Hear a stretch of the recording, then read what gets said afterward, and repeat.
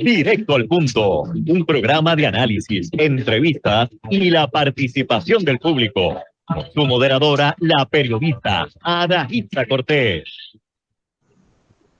Muy buenas tardes a todos los amigos de su programa. Les saluda Ada Hitza Cortés y usted está por Borinquen Radio a través de las 14 emisoras.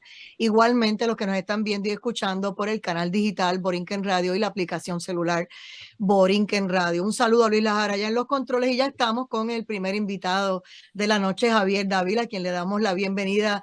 El amigo está desde Ecuador, periodista. Bienvenido. Hola, Ada, qué gusto compartir con ustedes, un gran abrazo y un saludo cordial para todos. Muy gentil por la invitación. Mira, queremos saber un poquito de lo que está pasando en Latinoamérica y Ecuador no es la excepción.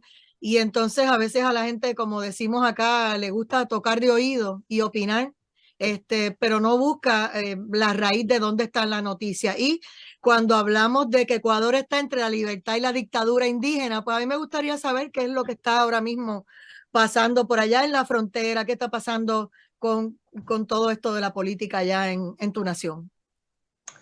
Bueno, te comento, Ada, que nosotros en Latinoamérica estamos cortados por la misma tijera.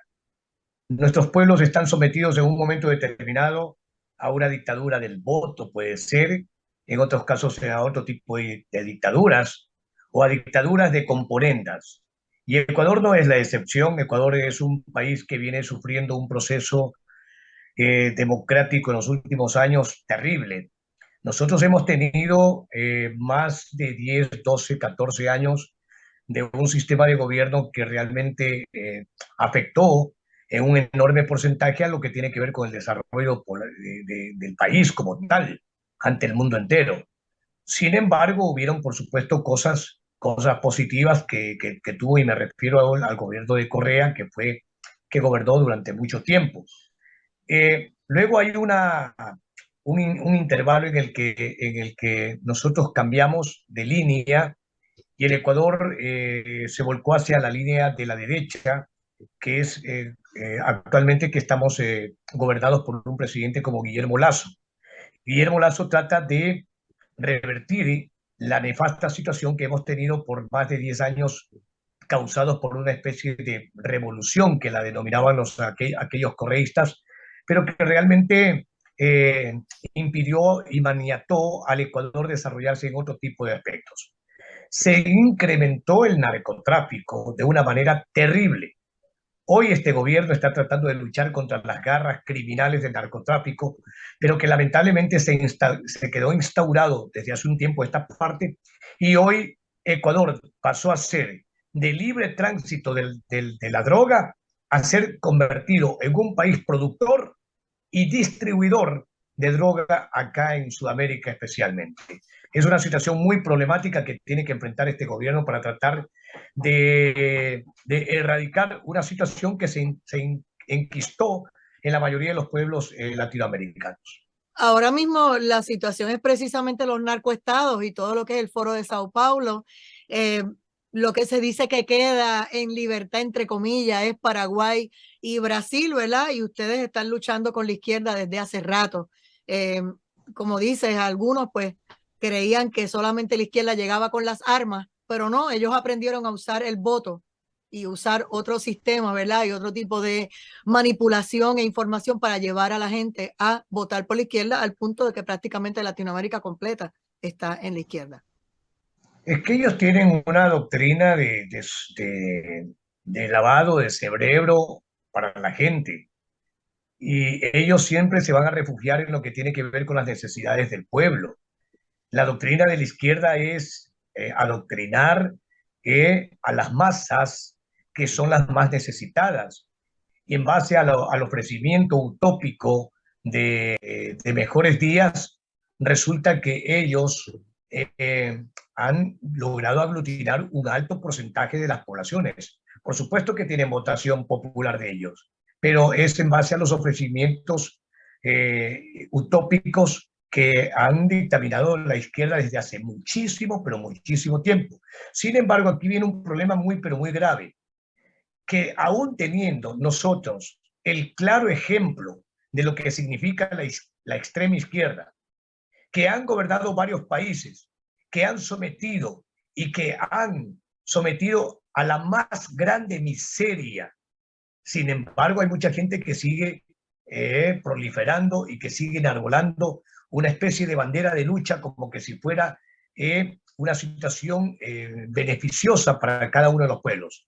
Ellos no se fijan en los males que ha acontecido, por ejemplo, con Cuba.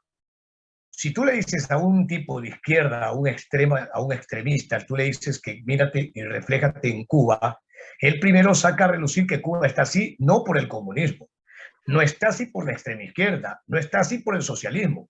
Ellos están así es por el maldito embargo que ha sometido Estados Unidos a ellos. Entonces, ese es el cuento que se les ha volcado hacia una población que sigue creyendo en ello. Una de las preocupaciones en el área occidental, no cabe duda, que es precisamente el patio trasero de los Estados Unidos. Todos estos países de Latinoamérica se han desarrollado odiando a Estados Unidos. Estados Unidos es el imperio, son los malos. Y entonces en Canadá, pues tenemos en esa frontera que también están para la izquierda ahora mismo. O sea, es una situación bien difícil para Estados Unidos, que lo ha podido absorber hasta ahora, pero han seguido atacando continuamente la izquierda a todos los estados. Y en esas estamos nosotros también aquí en Puerto Rico, donde inclusive hay dos nuevos partidos, y cada partido emergente y cada persona que se va independiente, cuando mira, es de la izquierda. Nada de la derecha, nada del capitalismo, es para la izquierda, todo el mundo. Sí, pero es solamente de dientes para afuera. La izquierda para ellos es solamente de dientes para afuera. Por ejemplo, abundancia para ellos, para el pueblo no. Exacto, no, es que no terminan por entender que el socialismo, el comunismo, es la repartición, ¿no?, de la miseria para el pueblo. Repartición de la miseria, que es lo que no terminan por entender. Y la abundancia, como bien señalas tú, es para ellos. Si tú te fijas cuál es el palacio que tiene Cuba en La Habana, el palacio de gobierno, te vas a dar cuenta de que es un edificio de mucha opulencia, mientras la población civil tiene que hacer columnas o largas filas de colas de gente para apenas alcanzar un litro de leche, por decirte un ejemplo. Mientras tanto, ellos están nadando en mucho dinero, en una riqueza, pero indescifrable. Sin embargo, el problema de ellos, mira, nosotros para toda la vida, para el ecuatoriano, para todo el latinoamericano, fue muy complicado, desde que yo tengo uso de razón, conseguir una visa para irnos a Estados Unidos. Como era muy difícil conseguir una visa para irnos a Estados Unidos, tomábamos como alternativa un país, acá mismo en Sudamérica, que era la representatividad de la riqueza, del progreso, de lo que tiene que ver con un país que viva en vías de desarrollo de primer mundo. Y ese país se llama Venezuela. Pero se llamaba Venezuela ese país en ese entonces, ¿no? Porque mi padre decía, bueno, si no nos vamos para Estados Unidos, nos vamos para Venezuela. Y todo el mundo quería ir para Venezuela, claro, porque era un país en opulencia, porque era un país rico. Hoy esa Venezuela desapareció por culpa de estos perversos, por culpa de una situación que ha colapsado en el mundo entero, que no tiene un norte, que no tiene ninguna vía de solución. Hicieron desaparecer, y miren lo que está pasando con Venezuela.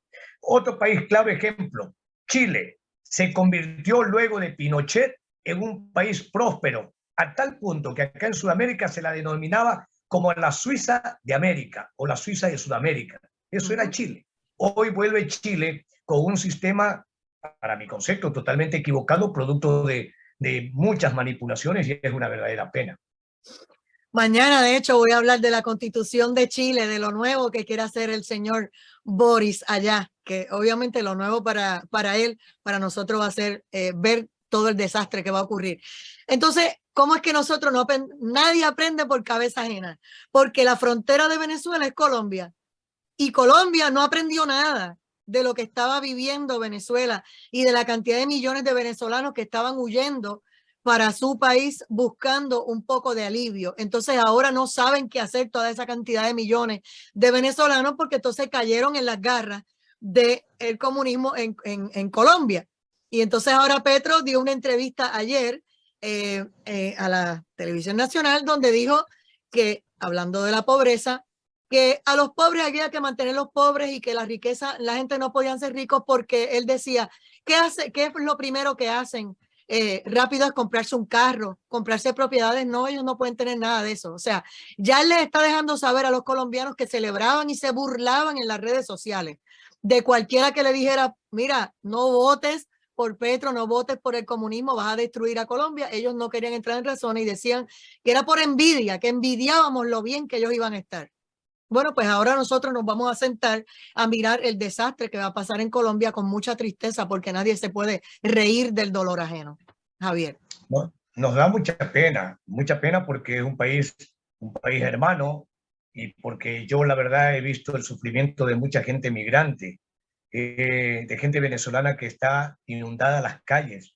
Por ejemplo, yo me paro a conversar con mucha gente venezolana y en tanto en cuanto yo pueda compartir un plato de comida, yo lo hago con todo el amor del mundo, porque yo entiendo que gente buena y gente mala hay en todas partes, ¿no? Sin embargo, hay muchos de ellos que están sufriendo no solamente lo que tiene que ver es que abandonas tus raíces, abandonas tu pueblo, abandonas tu gente, abandonas tu patria, sino que vas a patria desconocida, donde eres sometido también, aparte de una explotación laboral, también eres sometido a lo que tiene que ver con un rechazo hacia los migrantes, porque eso se da en todas partes del mundo y es una verdadera pena. Entonces yo converso y me dicen, digo, tú estás sufriendo acá. Por ejemplo, conversaba con una chica venezolana y su esposo, muy jóvenes ellos.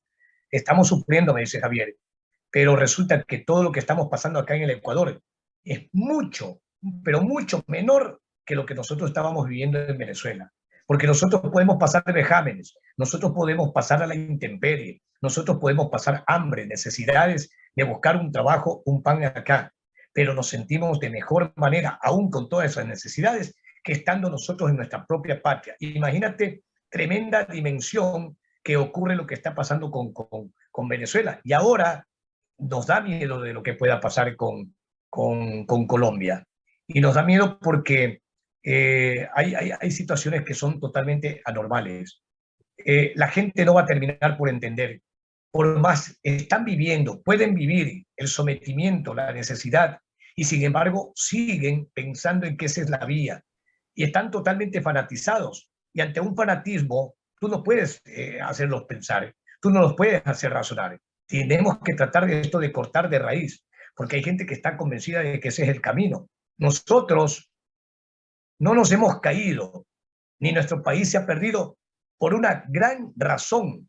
Y te lo comento, desde 1999 el Ecuador, que se quebró económicamente, ¿no? Que se quebró económicamente, adoptamos a partir del año 2000, vino la dolarización. Nosotros tenemos 22 años de dolarización. Nuestra moneda es el dólar norteamericano, es el dólar estadounidense. Y esa ha sido una de las principales causas para que el Ecuador no termine como está en este momento Venezuela. Ha sido la principal base para que la economía del Ecuador no colapse de una manera total. Cuando hablamos de que están entre la libertad y la dictadura indígena, hemos estado hablando con amigos de Bolivia que me dicen, mira, lo que está pasando en Ecuador es el mismo ejemplo, el mismo retrato que en Bolivia. A veces la gente dice, los indígenas, pobrecitos. No, pobrecitos no, porque los indígenas están haciendo muchos acuerdos, muchas negociaciones con la izquierda y por un lado exigen y por el otro lado llegan a acuerdos con esas personas que están destruyendo nuestros países en Latinoamérica. Y te pregunto a ti, porque entre la situación indígena y entre la frontera, esto no nos va bien a ninguno de estos países. El Ecuador tiene 4 regiones. Es apenas un territorio pequeño de 270.000 kilómetros cuadrados, pero bien demarcadas, bien diferenciadas cada una de las regiones. Yo soy de donde vengo, de Guayaquil, la costa al pie del mar, a nivel del mar. La sierra, que es la capital de la República y varias provincias, están en la parte andina, en la parte alta. La región insular, Galápagos, es un país totalmente distinto, diferente dentro del Ecuador. Y el oriente, que es la selva, es totalmente diferente a la sierra, a la costa y a Galápagos. O sea, somos bien marcados con una diferencia total. El oriente es la principal fuente de riqueza del petróleo, ¿no? La costa es de otro tipo de vivencia, nosotros estamos a pie del mar. La En agricultura. las tierras son los indígenas los que predominan, ¿no? Los indígenas. Ellos representan apenas el 7% de la población del Ecuador. El pueblo indigenado apenas representa el 7%. No es posible que un 7%, que es una representatividad mínima, quiera boicotear, quiera gobernar y quiera imponer condiciones, imponer leyes en un país que se ve en un momento determinado cruzado de brazos. El 7% de los indígenas, cuya representatividad de los indígenas está dividida en no menos de 10 agrupaciones. Está la FENOCIN, está la FECOCIN, está la CONAIE, que significa CONAIE, Confederación de Nacionalidades Indígenas del Ecuador, la FENOCIN, Frente de Nacionalidades Comunitarias Indígenas del país, que sí, y hay no menos de 10. Ellos están muy organizados.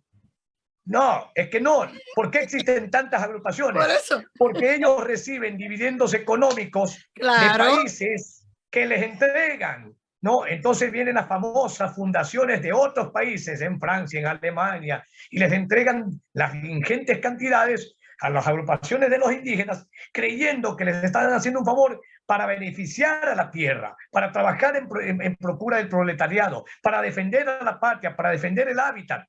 ¿Y qué es lo que hacen ellos? Ellos no defienden el hábitat. Ellos es lo que hacen es comenzar a fabricar indígenas líderes multimillonarios. Están comercializando hasta con los árboles, las plantas y diferentes áreas. Y luego dicen que es el gobierno el que lo está haciendo. En lugares, por ejemplo, en Brasil, donde hay sitios que nadie del gobierno puede pasar. No pueden ni en avioneta cruzar por allí. Y ellos están haciendo y deshaciendo y vendiendo y haciendo todo tipo de negocio y todo tipo de comercio, pero lo paga el gobernante, el presidente de turno. Y así está pasando en muchos de los países y por eso qué bueno que no los comentas, porque eso es lo mismo que está viviendo Bolivia, lo que está viviendo el Ecuador. De hecho, con esto del COVID, me dicen en Bolivia que se tuvieron que tirar los indígenas a la calle para entonces exigirle al gobierno que quitara todas esas restricciones y ahí escucharon, porque no escucharon a más nadie, más que a los indígenas, porque le tienen miedo de que ellos se les viraran en contra. Ada, y lo que es peor, hay un pensamiento a nivel regional que tú bien lo interpretaste en su momento pensando que Estados Unidos es el principal gestor de los males de los pueblos latinoamericanos. Y no es así. Y en ese pensamiento de rechazo para Estados Unidos, resulta que los indígenas son indígenas y hablan de rechazo, hablan de lo que tiene que ver con la soberanía, pero no hablan de rechazar a los norteamericanos cuando reciben dineros de fundaciones de Estados Unidos, que lamentablemente hay muchas fundaciones que están manteniendo a estos indígenas y que a mí me mete mucho miedo porque esto, si bien es cierto, está enquistado la izquierda, la extrema izquierda, el comunismo, el socialismo está enquistado acá, que hacen agrupaciones norteamericanas o estadounidenses manteniendo y mandando grandes cantidades de dinero a estas comunidades. Es lo que yo no termino por entender. Exacto. Por el otro lado, muchos de estos países y los gobernantes también le hacen creer a sus pueblos de que Estados Unidos no nos ayuda. Y como Estados Unidos nos retiró las ayudas y lo decían bajo Donald Trump, etcétera, etcétera. Pero lo que pasa es que precisamente ese presidente se dio cuenta de que el dinero lo estaban usando para adelantar su causa con el narcotráfico y otras cosas. Y él dijo, hasta aquí se acabó, porque ustedes me quieren seguir enviando a la gente con pobreza y con miles de situaciones por la frontera a través de México, porque no les estás dando para lo que yo te estoy enviando el dinero, que es para desarrollar industria, manufactura, para que les dé empleo, para que ellos puedan desarrollarse. No aparecía el dinero para nada. O sea, la gente seguía en la miseria, pero el dinero, ellos seguían haciéndose más millonarios con el narcotráfico. Entonces, cuando le retiran el dinero, Estados Unidos es malo. O sea, es una cadena. Nosotros acá, y otro de los problemas que tenemos es el subsidio. Yo soy un ciudadano común y corriente del pueblo normal con múltiples necesidades, pero uno de los principales males que tiene el país es el haber subsidiado los combustibles. Y tenemos un combustible subsidiado, nosotros tenemos el gas también subsidiado. Y resulta que llega un momento determinado por las necesidades que está pasando el mundo, por la guerra que sí nos afecta, y porque se está encareciendo lo que tiene que ver con la gasolina a nivel mundial, que el gobierno tiene que hacer reajustes en la parte de los precios de la gasolina, y si ocurre que hay un movimiento de reajuste, inmediatamente saltan ciertas agremiaciones sindicales o los indígenas, que no permiten. Entonces, ok, ante todo esto, este gobierno ha tenido que enfrentar, el gobierno de Guillermo Lasso, una situación muy problemática, que es tener que lidiar con una asamblea que está en contra, mayoritariamente en contra, tener que lidiar con una constitución que fue una nueva constitución ejercida en el año 2008, que impide muchas cuestiones que están impidiendo que tengamos un mejor progreso. Hace pocos días, la bendita asamblea, y lo digo entre comillas bendita, asamblea, rechazó una ley de comercio libre con los Estados Unidos, una de las peores estupideces que he escuchado en mi vida. ¿Cómo puedes rechazar un comercio libre con Estados Unidos cuando Estados Unidos es el principal socio comercial que tiene el Ecuador? Definitivamente.